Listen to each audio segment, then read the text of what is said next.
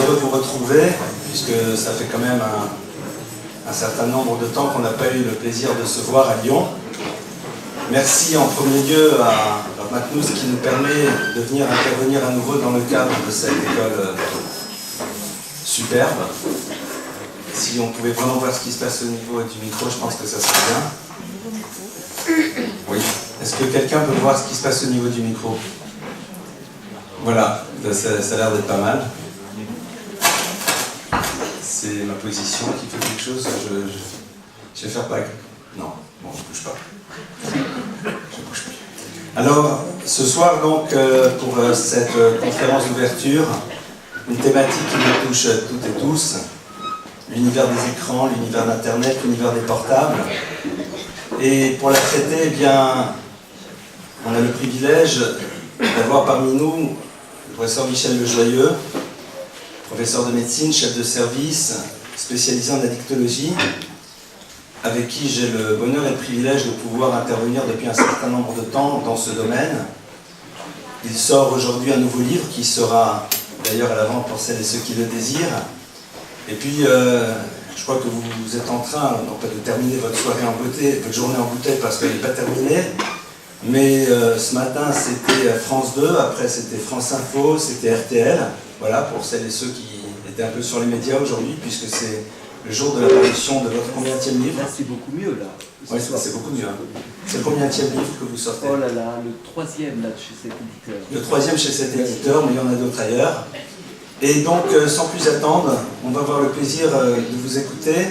Alors, pour reposer un petit peu le cadre de cette intervention, nous allons donc entendre tout d'abord le professeur Lejoyeux pendant une demi-heure, qui va ouvrir un petit peu la réflexion que l'on doit avoir sur cette problématique des écrans et de manière plus large sur l'univers de l'addiction. J'interviendrai dans un second temps pour essayer de réfléchir de manière ultra concrète comment est-ce qu'on gère aujourd'hui ces problématiques au quotidien dans l'espace familial. Et bien entendu, par la suite, la parole vous sera donnée pour les différentes questions auxquelles on espère pouvoir répondre le moins mal possible, voire même le mieux possible. Et sans plus tarder, bien, professeur Lejoyeux, merci encore d'être parmi nous. Je vous cède la parole. Merci beaucoup. Merci Rablemel de cette invitation. Moi, je suis toujours très content de partager une parole avec vous et de partager des données qui sont, là, que je vais essayer de vous proposer, qui sont des données médicales. Et une vraie actualité, c'est qu'il y a quelques mois, la classification américaine du DSM, un Diagnostic Statistic Manual, je ne sais pas s'il y a des internes de psy, d'habitude j'ai mes internes dans la salle, là vous avez pas, il n'y a pas de docteur, il n'y a pas les jeunes docteurs lyonnais.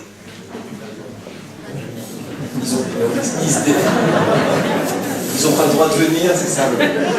Vous leur avez interdit.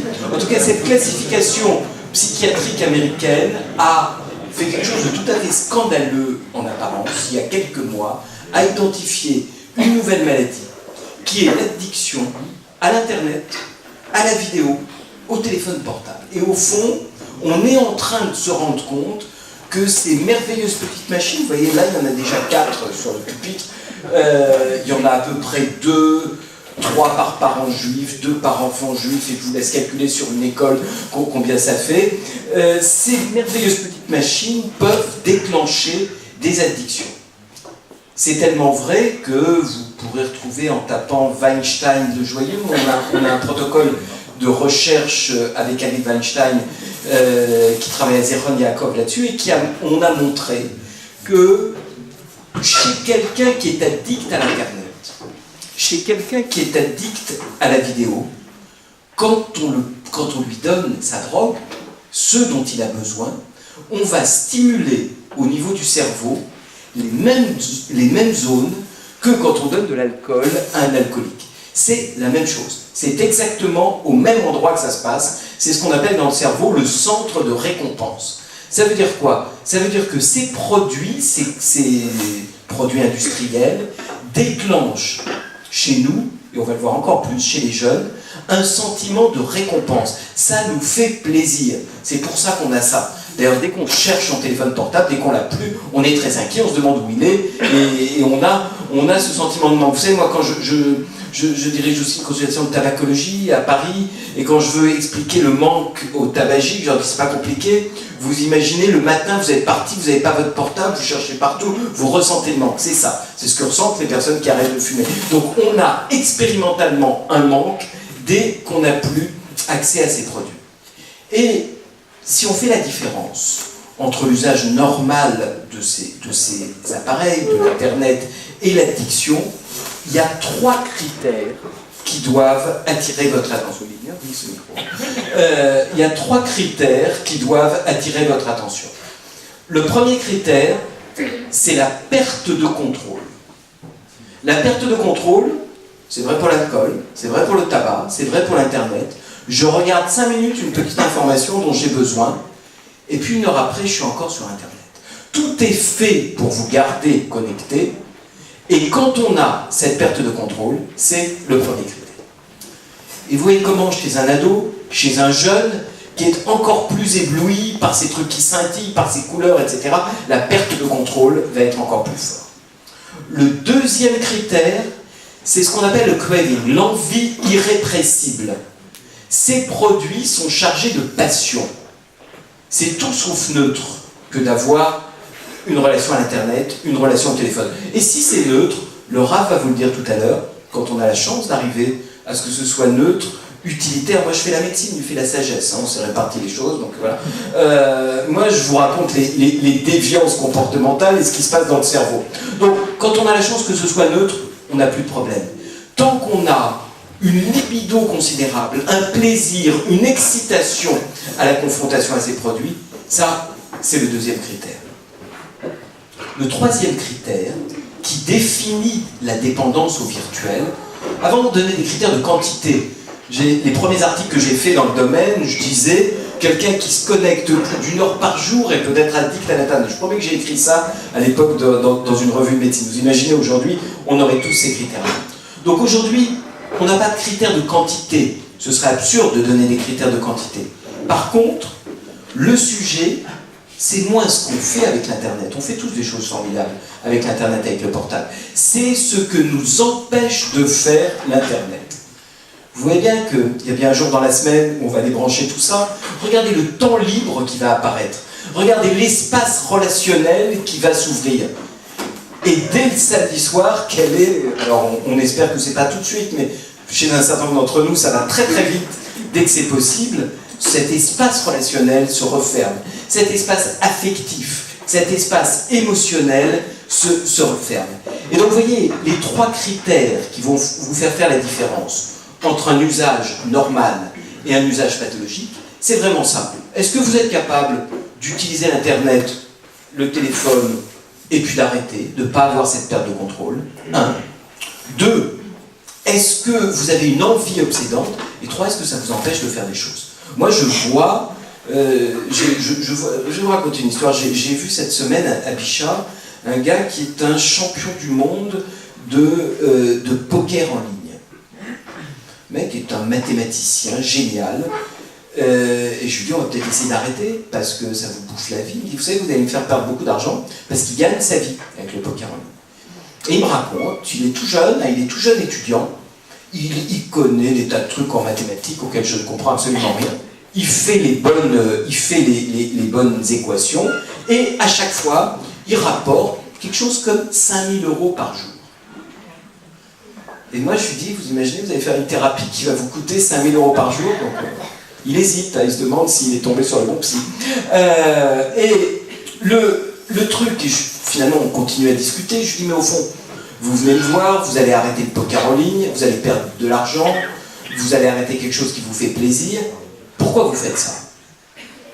Il me dit, ouais, c'est vrai, par exemple, j'ai une femme, je lui apporte tous les soirs des fleurs, des gerbes de fleurs avec ses 5 000 €, il la couvre de fleurs, mais ma femme m'a dit, t'es très gentil, t'es plein de sous, les jeunes gens de ton âge n'ont pas 5 000 € par jour, mais tu n'es pas là. Émotionnellement, intellectuellement, t'es pas là. C'est comme si t'étais absent, c'est comme s'il y avait juste, au fond, la présence de cet argent et de ce comportement. Et c'est ça, l'addiction. C'est être étranger à soi-même. Et c'est ça qu'on ressent avec les enfants et les ados. C'est qu'au fond, à un moment, ils sont là quand ils sont connectés, et puis ils sont plus là dès qu'ils ne sont plus connectés. La déconnexion, c'est aussi une déconnexion du centre d'intérêt. L'autre chose que modifie Internet, et notamment chez les jeunes, c'est la capacité de traitement de l'information. Regardez un film qui sort aujourd'hui et un film qui sortait il y a 50 ans, regardez comment il est monté, regardez comment il fait le scénario, vous avez des choses qui se passent tout le temps, ou même les livres, il faut qu'il y ait en permanence une stimulation, une excitation, alors que, justement, par exemple, la lecture, le travail des textes, le travail de textes un peu difficiles, vous donne ce dont on a besoin intellectuellement, cognitivement, la capacité de traiter des informations complexes. Et ça, l'Internet vous le fait perdre. Avec l'Internet, vous n'avez plus cette capacité. Vous entendez à peu près, ou ça va ? Avec Internet, vous n'avez plus cette capacité de traitement des informations complexes. Et on voit comment ? On voit arriver des jeunes générations extrêmement bonnes dans ce qu'on appelle les habiletés psychomotrices, c'est-à-dire qui savent vous empiler des cubes, vous faire des trucs avec leurs jeux très compliqués, mais ils ont une grande difficulté, et les enseignants le savent, quand un texte est un peu compliqué, quand un texte est un peu ennuyeux, vous savez, c'est Albert Camus qui disait « Quand une journée où je ne me suis pas un tout petit peu ennuyé est une journée perdue ». Cette tolérance à un tout petit peu d'ennui, à un peu de difficulté, on sait aussi quand on travaille des textes compliqués, ça, c'est complètement incompatible avec la stimulation permanente de l'Internet. Et voyez, au bout du compte, c'est peut-être une des choses qui va les atteindre le plus que cette distorsion de la pensée dans ce domaine. Alors, moi je vais essayer de vous proposer des pistes pour, au fond, comment aborder ça. C'est pour ça que j'ai fait un bouquin là-dessus, sur globalement le bien-être et des stratégies de résilience, parce que vous imaginez bien, peut-être le RAF dira différemment, mais j'assume de le dire comme ça, l'opposition frontale ne va pas fonctionner.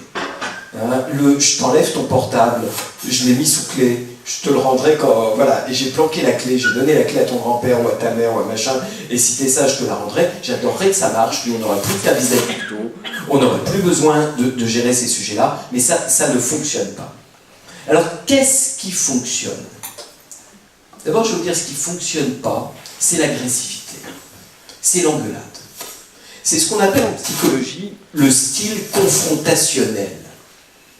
Je ne vais pas te laisser faire ça. Je te crie dessus, je te bouscule. Tout ce qui est entendu, c'est une émotion négative. Donc le style confrontationnel ne marche pas. Ça, vraiment, c'est vrai pour tout, mais c'est vraiment particulier pour ces sujets-là. La deuxième chose qui ne fonctionne pas, que les ados, les enfants, et nous non plus, que nous ne supportons pas, c'est la moquerie. On essaie, quand on est un peu désemparé, de prendre un ton moqueur. T'as vu comme t'as l'air idiot avec tout ça, alors que tu pourrais faire des choses bien, alors que tes petits copains te proposent de faire des choses bien. La moquerie n'est pas non plus quelque chose qui fonctionne. Et puis, la menace avec le doigt tendu, ça marche pas non plus. Tu sais, j'ai eu une conférence, ils ont fait venir un prof de Paris qui s'y connaît en addiction, ça va te bouffer le cerveau, ça ne marche pas. Ce qui va marcher, c'est par exemple, même les adultes, ils ont des addictions portables. Ce qui va marcher, c'est d'autres choses, et c'est peut-être plus un mode de vie, où on va essayer de donner des exemples, des valeurs, et où au fond, on va remettre l'Internet et le portable à la place qu'il n'aurait jamais dû quitter.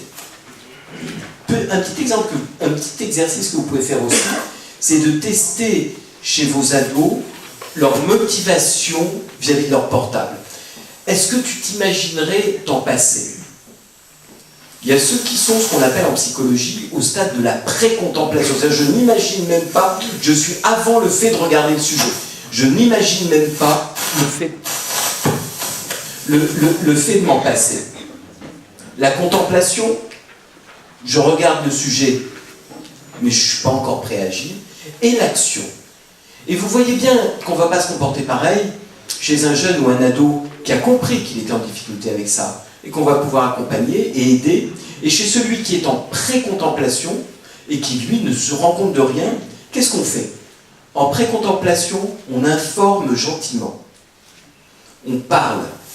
crois que dans d'autres domaines, on dit qu'il faut parler au rocher. Quand on parle au rocher, ça leur fait des petits trous à force, hein, et ça leur fait des choses. Donc on parle.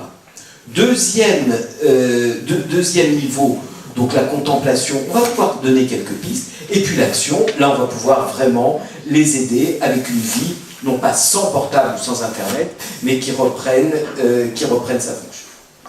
Alors, qu'est-ce que je peux vous donner comme principe? Parce que mon bouquin c'est la médecine du bon sens. Qu'est-ce que je peux vous donner comme principe de bon sens? Le premier, c'est un principe d'Hippocrate qui dit primum non nocere, d'abord ne pas nuire.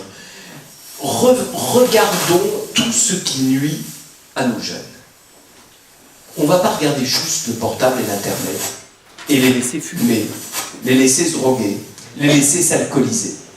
Ne séparons pas, ne tronçonnons pas la question des addictions par produit, par comportement. Donc, une vie saine, c'est aussi une vie où on va agir sur le tabac, informer sur le tabac, informer sur l'alcool et évidemment aussi informer sur l'Internet. La deuxième chose à savoir, c'est que ce qu'on dit a infiniment moins de poids que ce qu'on montre. Les parents qui, une cigarette à la main, un peu ivres, disent à leurs gamins, il y a un sketch de Coluche comme ça bien connu, tu sais, tu devrais pas toucher le portable, c'est de la drogue. Qu'est-ce qu'ils voient les enfants? Ils voient des parents qui sont eux pris dans des addictions et qui finalement leur font la morale. Donc le travail, et c'est pour ça que les parents sont ici, et je trouve que notre démarche, elle est totalement vertueuse et elle est totalement utile, et je suis très heureux d'y être associé. Le boulot, il est pour nous. Nos ados savent nous renvoyer nos addictions, et comment on a des addictions, et comment on a des blocages. Donc vraiment, ce qu'on dit, il porte beaucoup moins que ce qu'on montre. Une autre chose qu'on vient de découvrir, c'est que dans la vie saine, il y a aussi le sujet de l'alimentation. Et c'est un travail américain intéressant qui a montré que les jeunes les plus accros à l'internet et au portable étaient aussi ceux qui buvaient le plus de soda.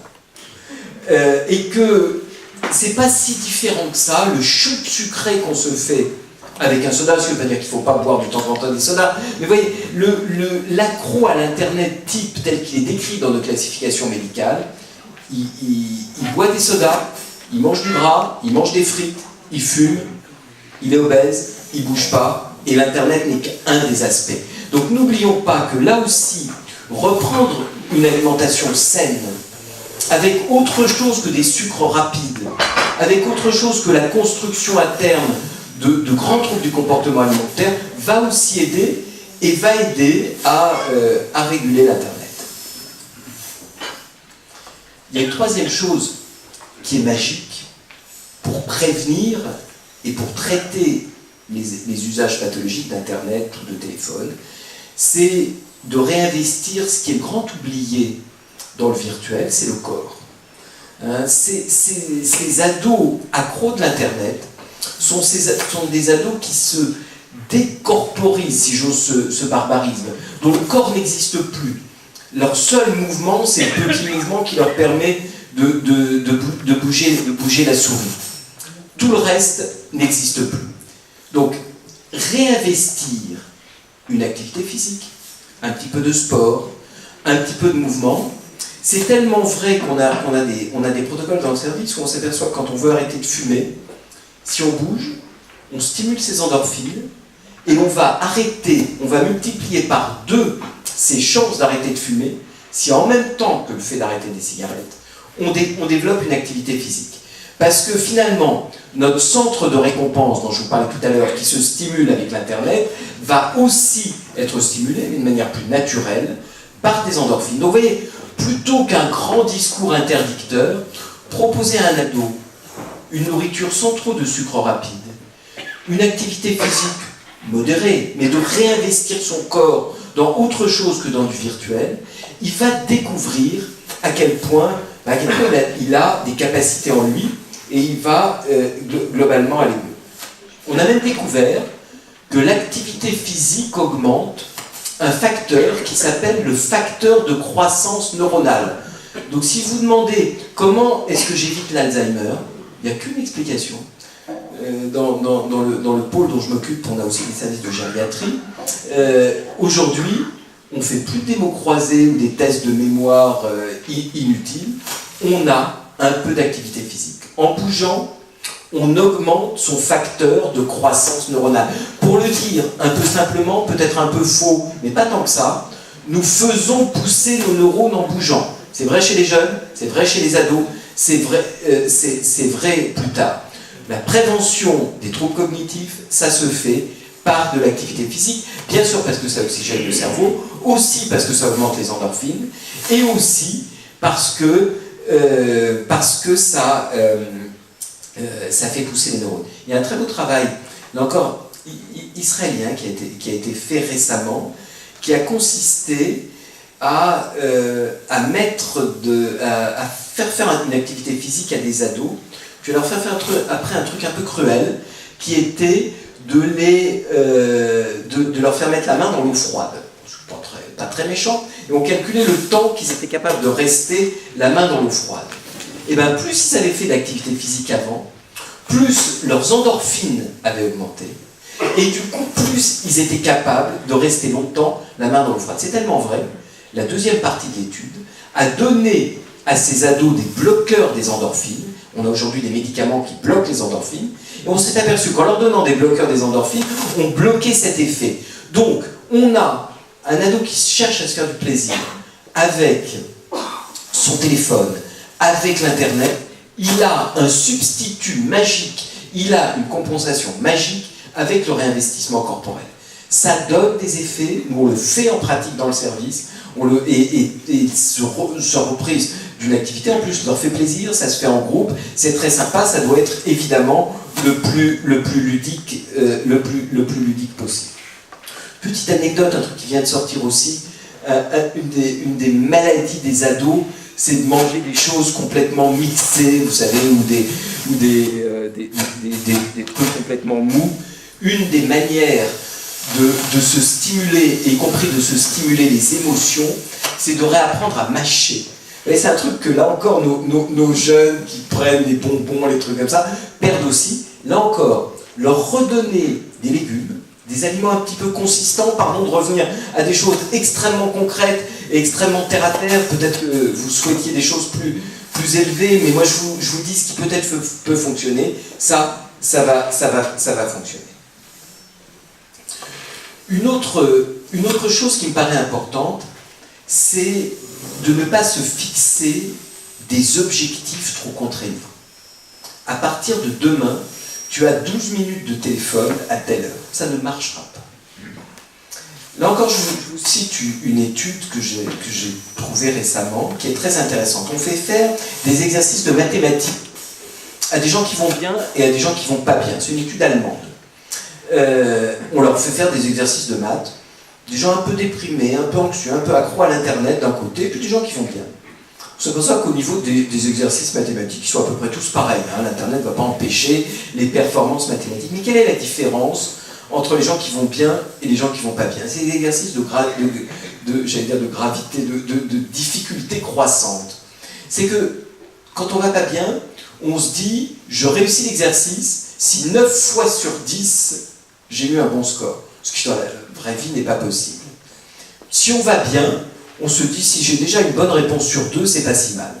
Ça veut dire quoi? Ça veut dire qu'à un moment, se fixer des objectifs trop élevés, et tout un travail de psychothérapie, moi je travaille sur le mode de la thérapie cognitivo-comportementale, c'est de passer des objectifs à ce qu'on appelle les valeurs.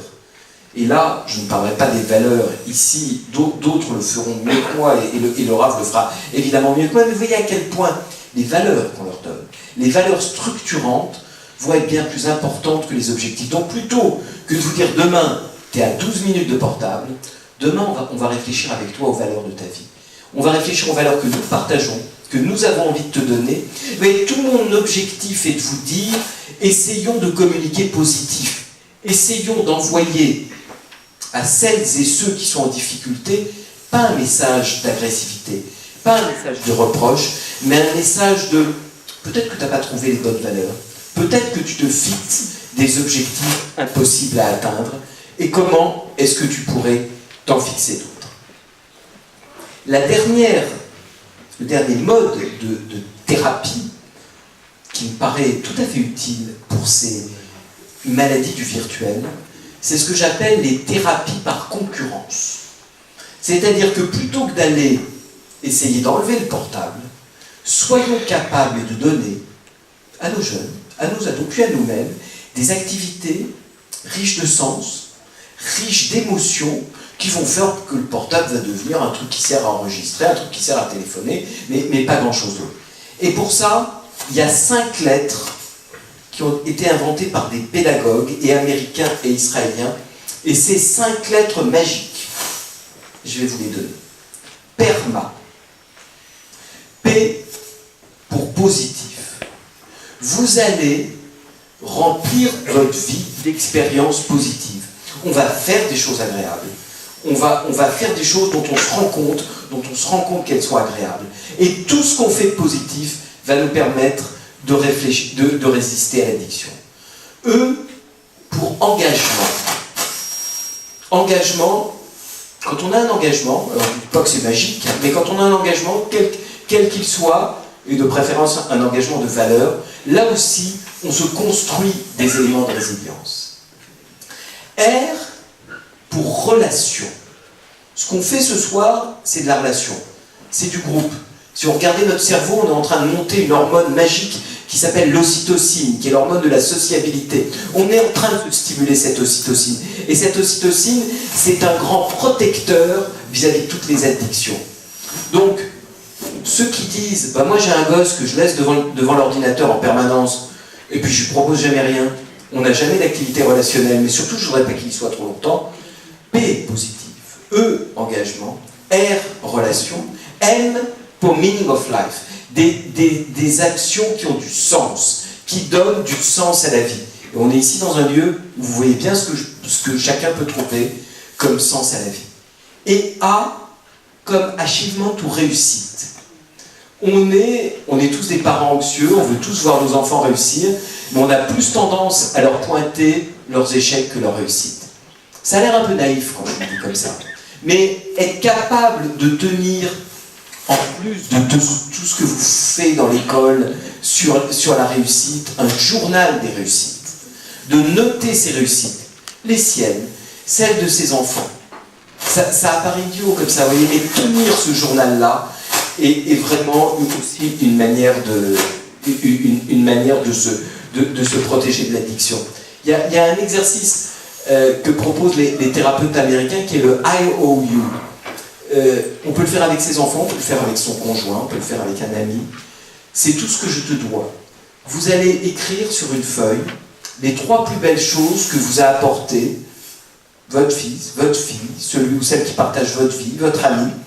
Et vous allez l'écrire sur un beau papier et vous allez lui offrir de manière un peu cérémonieuse, par exemple à l'occasion d'un dîner. Et du coup, on rentre dans la capacité à repérer ses réussites. Vous voyez, on est en permanence sur le reproche, on est en permanence sur la stigmatisation. Fais gaffe au téléphone, c'est dangereux. Bien sûr qu'il faut le faire.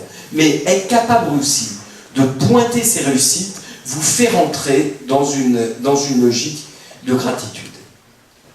Et puis, l'Internet, c'est de l'image. Il faut traiter les images. Il faut des choses simples. Pas laisser les enfants seuls, alors bien sûr l'Internet, mais pas non plus devant les actualités épouvantables, avec des images que nous avons du mal, nous adultes, à supporter, et ils vont être seuls par rapport à ça, et on ne sait pas trop ce qu'ils vont faire par rapport à ça. On leur fait faire aussi des exercices de visualisation.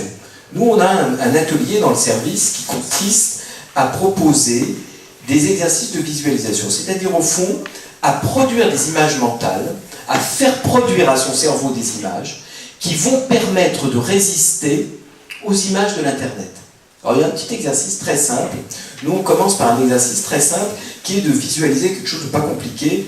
Quelqu'un en train de découper un citron. Vous visualisez le citron qui se découpe en tranches. C'est pas très compliqué. L'exercice est simple, il n'est pas très affectif, hein, on ne visualise pas quelque chose qui va trop nous mobiliser, mais on apprend au cerveau à produire des images plutôt qu'à les absorber. Et finalement, là aussi, ça change un petit peu les choses. Vous voyez, on donne à notre cerveau, vous voyez, comme ce micro qui a du mal à absorber les sons mais on donne à notre cerveau une capacité à absorber, à produire des images. Et ce qu'on a vu, c'est que quand on développe les capacités de visualisation, les enfants, les ados vont beaucoup mieux résister à ce qui fait la fascination de l'Internet, ce qui fait la fascination du téléphone, qui sont ces images. Donc là encore, on reprend la main sur ces images en développant notre capacité à les produire. Et puis, on peut leur proposer des images positives, des images intéressantes. Moi, je crois beaucoup aux images artistiques, aux images colorées, à des images de nature. Là encore, ne pensez pas que cette idée est si naïve que ça. Souvent, les jeunes fascinés par l'Internet sont fascinés par n'importe laquelle des images que leur apporte leur téléphone. Si on est capable de prendre 10 minutes avec eux, dans une relation de confiance, pour dire, bah, regarde, nous aussi on peut regarder des images ensemble, mais d'autres images, des images qui ont du sens, et chacun les choisit comme il l'entend, éventuellement accompagné d'un sens, là aussi. Donc vous voyez, et je vais m'arrêter là. N'isolons pas le sujet de l'ordinateur, de l'Internet, de tout le reste. C'est vraiment le marqueur d'une vie dans laquelle on a du mal à investir des éléments positifs, et on peut tout à fait, par des petites choses simples, là je vous en ai donné quelques-unes, vous voyez, ne pas baisser les bras, ne pas être terrorisé par ce sujet-là. Nous avons beaucoup plus de pouvoir que nous n'imaginons. Notre parole, et surtout notre exemple, a beaucoup plus de pouvoir. Vous savez, il y a un psychanalyste qui s'appelait Michael Balint, qui est un psychanalyste hongrois, qui disait « Une des choses qui nous rend malheureux dans la vie, c'est qu'on n'a pas confiance dans le pouvoir de sa parole. » Notre parole, de parents, d'amis, a un pouvoir. Si on n'y croyait pas, d'abord, moi, j'aurais pas quitté Bichat en courant pour arriver là et partir demain matin dans mon hôpital, si je ne croyais pas dans ce pouvoir de la parole. Nous l'avons, nous y croyons, on est quelques illuminés à penser que la parole, à condition qu'elle soit positive, à condition qu'elle soit encourageante, est probablement, avec l'investissement corporel, avec l'investissement sur des valeurs, une vraie prévention, et l'idéal est plutôt d'être dans la prévention, on aura peut-être après des situations extrêmes, plus compliquées, mais une vraie prévention de cette addiction virtuelle. Je vous remercie de votre attention.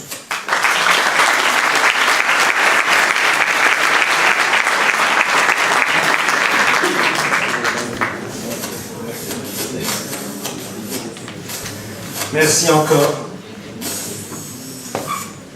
Merci encore pour cette intervention extrêmement dense, comme vous avez pu le constater, puisque j'avais envie de temps à autre de vous faire un signe, de vous dire, vous pouvez pas développer un peu plus? Il y avait tellement de... Voilà. Donc, on a entendu ici une parole d'experts, et comme je dis souvent quand je vous entends, et bien parfois j'ai envie de dire oui, mais vous savez, la Gemara elle dit, et puis on se retrouve. Alors, on va essayer d'avancer un tout petit peu dans ce domaine et peut-être être dans la continuité de ce qui vient d'être entendu. Comment faire aujourd'hui pour, de manière extrêmement concrète, réussir à intervenir dans... J'essaye de trouver le bon endroit où ça grésillera pas. Vous avez un truc? Non, ça a grésillé. Si je me mets là. Comment faire pour que on puisse concrètement en effet agir de cette manière? On vient d'entendre en effet la nécessité d'être dans une démarche extrêmement positive, et ce qui a été dit aussi, c'est l'enjeu de l'exemplarité. Et évidemment, nos enfants sont les premiers à voir nos incohérences et nos contradictions. Et à la fois dans cet exemple d'une cigarette révélatrice d'une addiction, et en même temps d'une parole qui demande à l'enfant de faire ce que nous sommes, nous, de notre côté, incapables de faire. Je voudrais m'arrêter avec vous tout d'abord sur...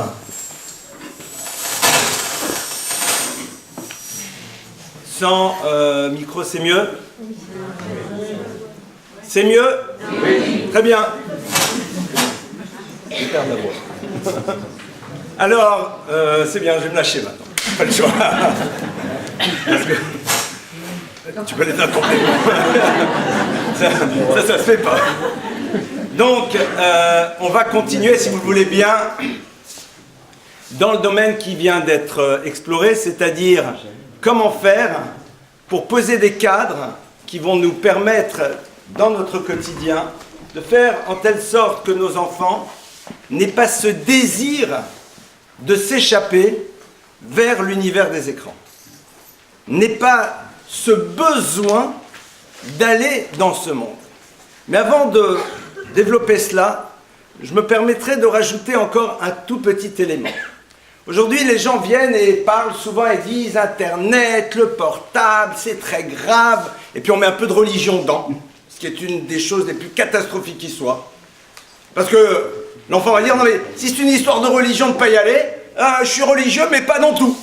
D'accord? C'est la pire des choses qui puissent exister. Penser que la problématique que l'on a dans la relation aux écrans, c'est une problématique religieuse.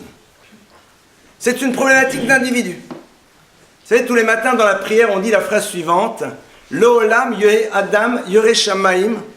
L'individu devra toujours être yore shamaim dans la conscience et dans la crainte du divin. J'ai reçu de mes maîtres l'idée suivante, c'est que il y a ici une virgule qu'on oublie souvent de mettre. Et la virgule, il faut la mettre ici. L'olam yore adam. Tu dois d'abord décider d'être quelqu'un qui peut s'appeler un Ben Adam, un être humain digne de ce nom, qui n'est pas soumis à quelque chose qui est extérieur à lui. Et après, Yoreh Shamaim, vas-y, mais la crainte de Dieu, mais le reste.